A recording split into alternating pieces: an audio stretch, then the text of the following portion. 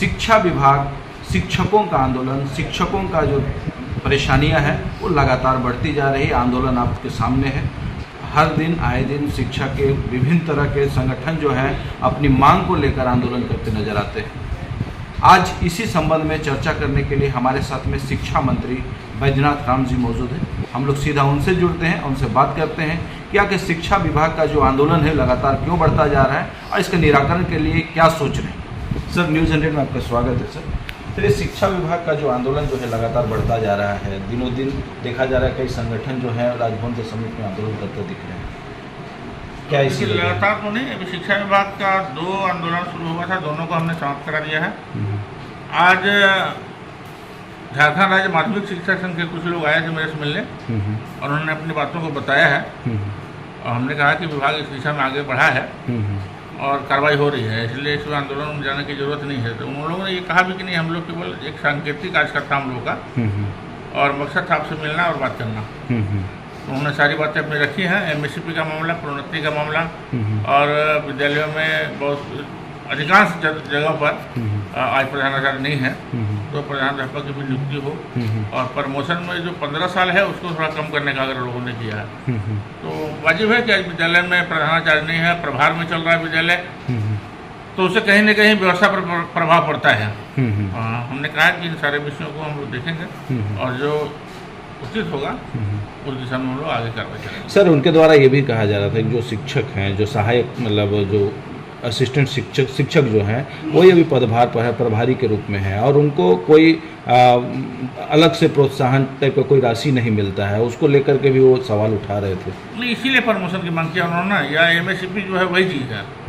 तो उनका ये डिमांड है कि हम लोग जब काम करते हैं तो हम लोग प्रमोशन का अवसर भी मिलना चाहिए, प्रोन्नति हम लोग को मिलनी चाहिए और स्वाभाविक भी है कि प्रोन्नति मिलना चाहिए।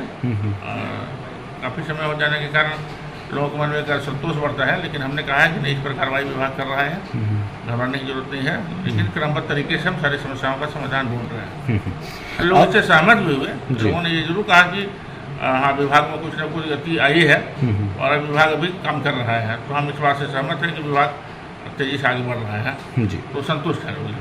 अभी 28 तारीख को आकलन पास जो पारा शिक्षक है वो भी आंदोलन की घोषणा किए हुए, 1 दिवसीय आंदोलन की, उनकी क्या मांग है और क्या कुछ कहेंगे उनके लिए? नहीं, देखिए, वो बराबरी चाहते हैं, टेट पास और सीटेट पास के लोगों की बराबरी चाहते हैं जो पॉसिबल नहीं है। योग्यता का तो निश्चित रूप से बेनिफिट मिलना चाहिए व्यक्ति को।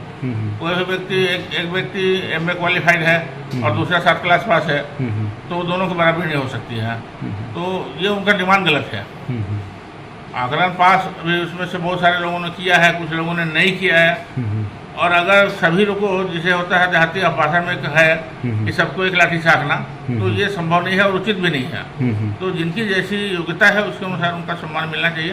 तो ये विभाग इस दिशा में ही आगे बढ़ेगा कि जिनकी योग्यता है, जो क्वालिफाइड है, तो उनको बेहतर सुविधा मिलेगी और जो उस दिशा में आगे बढ़ रहे हैं उनको जो मिलता है मानदेय वो मिलेगा भी।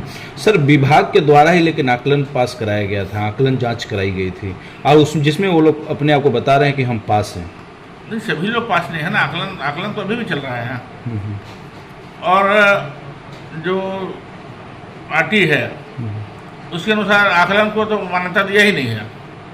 अन्य राज्यों में कहीं कहीं है तो उसमें कहा है कि बिहार में कहा कि 3 बार में आकलन पास नहीं करेंगे तो सेवा मुक्त कर देंगे, लेकिन हम लोगों ने 4 अवसर दिया हमको। तो एक अवसर है उनके पास कि वो क्वालिफाई करें अपने आप को और यदि योग्य साबित नहीं करेंगे अपने आप को तो उनको नियमित शिक्षक के रूप में मान्यता नहीं दी जा सकती है। और तब वो अगर सोचेंगे कि सहायक अध्यापक के रूप में जो बेनिफिट उनको मिल रहा है हमको मिल जाए तो ये पॉसिबल नहीं है और उचित भी नहीं है। तो लोगों को अपने आप को साबित करना पड़ेगा, प्रूव करना पड़ेगा अपनों को कि हम इस लायक हैं। और आकलन की व्यवस्था इसीलिए हम लोगों ने पारा टीचर को बनाए रखने के लिए आकलन की व्यवस्था की गई थी, ताकि वो आकलन परीक्षा पास कर जाए, सरकार को ये विश्वास दिलाए कि हम शिक्षक के लायक हैं। वैसे तो आरटी में टेट की व्यवस्था है या सीटेट है, तो इसको नई जो लोग कर किए हैं उसके लिए आकलन की व्यवस्था दी गई है कि कम से कम आकलन परीक्षा पास करें और उसको भी उसको अगर इसी रूप में देखेंगे कि हम आकलन पास कर लिए तो हम टेट के इक्वल हो गए, ये मानना उचित नहीं है। धन्यवाद।